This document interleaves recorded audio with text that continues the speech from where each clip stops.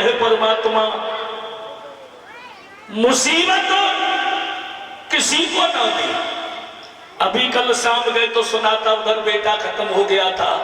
तो ये सबसे बड़ा खेद है परिवार के लिए, घर के लिए। जब जवान बच्चा कोई खत्म हो जाए तो खेद होता है, मगर विधि का विधान है, अगर हमारी तुम्हारी चले तो ये मुसीबत कभी पास में नहीं आए।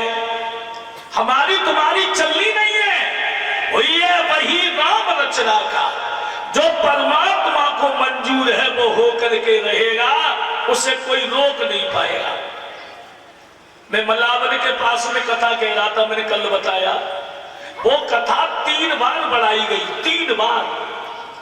महाराज जी छोटे वाले के या खुशी आने वाली है, खुशी आने वाली है। तो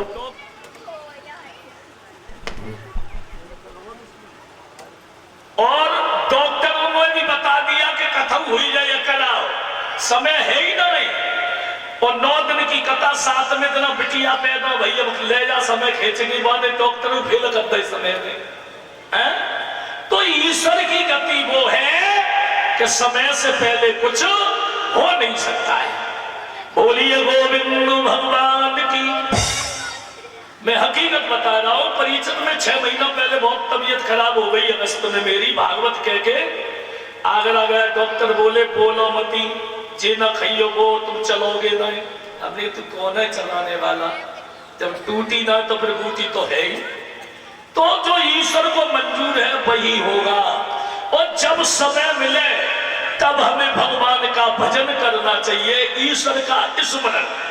देखो परमात्मा जब बढ़ाता है तो कोई रोक नहीं पाता है, और जब गिराता है तो उसे कोई साध नहीं पाता है। ये परमात्मा का खेल है। जब वो तुम्हारे जीवन में सुख देगा तो उसे सुख को कोई छीन नहीं सकता, और दुख दे दिया तो कोई उसे टाल नहीं सकता है। कहने का मतलब है भागवत से सिर्फ ज्ञान यह होता है, भगवान श्री राम गुरु की सेवा के लिए गए। गुरु की प्रातः काल उठ के रघुनाथा, या मेरी बहन बेटियां माताएं सब बैठी हैं, बड़ी बूढ़ी माताएं बैठी हैं। अब तो क्या डॉक्टर चले गए, पहले डॉक्टर ना रहते, बताते बड़े बुजुर्ग के जमाने में वैदा रहता ही वैदा, और कोई जड़ी बूटी दे दी तो दे दी। आजकल बीमारी भी ज्यादा है। बीमारी का मतलब ये है अब तो घर घर में एसी और चली गई है, गर्मी लगी तो एसी में घुस गए। और एसी स्पष्ट कहती है मैं तुझे एक दिन एसी बना दूंगी, वो स्पष्ट कहती है। पहले कहा मलैयन में सब्जी बन गई, खीर बन गई, मठा पीवे को मिलता है, तब बीमारी ना रहती। एक हमारे गांव में बड़ी बूढ़ी अम्मा है, उनके 11 लड़काएं 3 बिटियां हैं। 11 लड़का, मैं झूठ नहीं बोल रहा हूं, सही बता रहा हूं। 11 लड़का 3 बिटियां। हमने एक दिन उनसे पूछी, उनके एक लड़का को नाम खेतपालू है। सो हमने पूछी अम्मा इनको नाम खेतपाल का क्यों है? बोली रोटी देने गए सो ना समझो जो खेत ही में पैदा हो, और मैं 11 घर ही पैदा भय। मैंने हॉस्पिटल बोले हॉस्पिटल ना घर है। और आजकल भगवान की कृपा के बिना हॉस्पिटल के बच्चा जन्म ही नहीं पैदा है। ये क्या है? ना तो चकिया चलाए हुए को मिल रही, और वे चकिया आए और चलता है ना ट्रैक्टर आए से सालों कर देती, भैया वहां बोरी धरिए वही से उठाई लीजिए। और जब से ये भारत देश में आजादी आई तब से हमारे भारत देश में बीमारी बढ़ गई। सुबह जगने का मतलब था, बुजुर्ग लोग उठते थे, युवा बच्चे उठा करते थे, तैरने को निकल गए सड़क पे, कोई बीमारी पास नहीं आया करती थी है? अब संध्या से दोषी रोटी खाए जल्दी सोवे, काकू बैद कहां तक रोवे, लेट उठो। जे हमारे गुरुजी बैठे ना, जे हम एक दिन इनकी कथा में गए और बिना पूछे गुरुजी ने हम गांव में टोले में चले गए। सो गुरुजी ने कही कि ठीक है तो जान दे।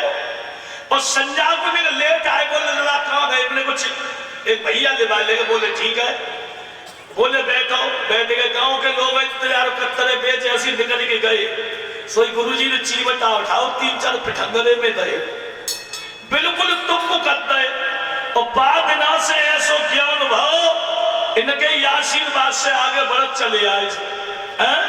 जिसने गुरु की आज्ञा का पालन किया, माता पिता की बात को माना, वो बच्चा हमेशा जीवन में सुखी रहेगा।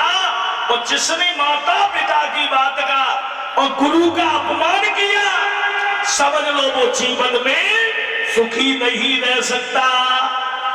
बोलिए गोविंद भगवान की।